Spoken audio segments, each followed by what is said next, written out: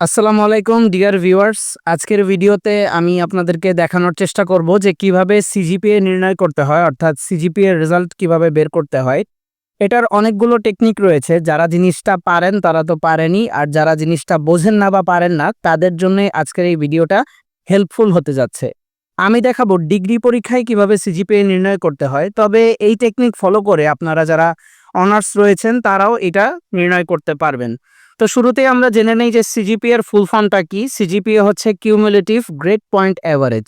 এই সিজিপিএটা আমাদের অনার্স পরীক্ষার সাথে সামঞ্জস্যপূর্ণ। সিজিপিএ সাধারণত অনার্স পরীক্ষার ক্ষেত্রেই নির্ণয় করা হয় বা রেজাল্টটা সিজিপিএ আকারেই আসে আর কি। তো আমরা এই ভিডিওতে প্রসেসে চলে যাই আর কথা না বলে।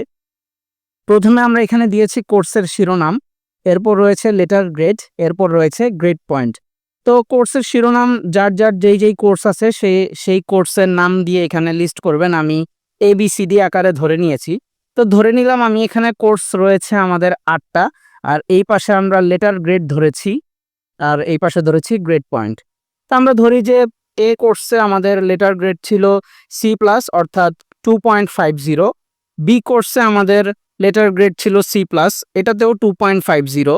তারপর সি কোর্সে আমাদের ছিল B-2.75, এবং ডি কোর্সে আমাদের ছিল B-2.75।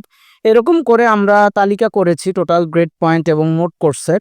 তো আমাদের এই যে গ্রেড পয়েন্টগুলো আছে এগুলো সব যোগ করার পর আমাদের মোট গ্রেড পয়েন্ট এসেছে 22।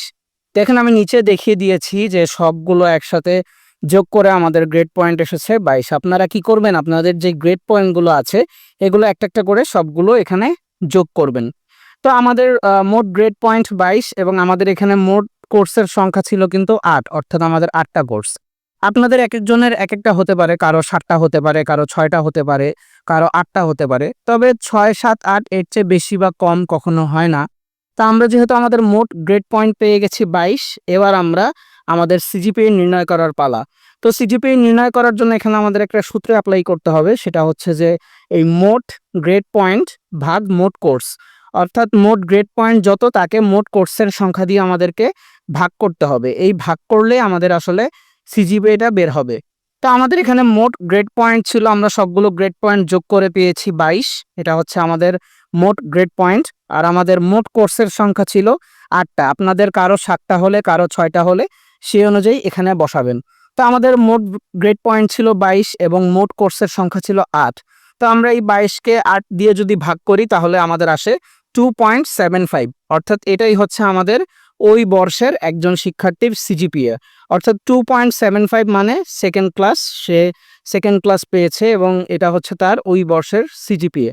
তো এভাবেই খুব সুন্দরভাবে খুব সহজে আপনি আপনার ডিগ্রি পরীক্ষা হোক, অনার্স পরীক্ষা হোক, যে কোনো পরীক্ষার সিজিপিএ নির্ণয় করতে পারবেন।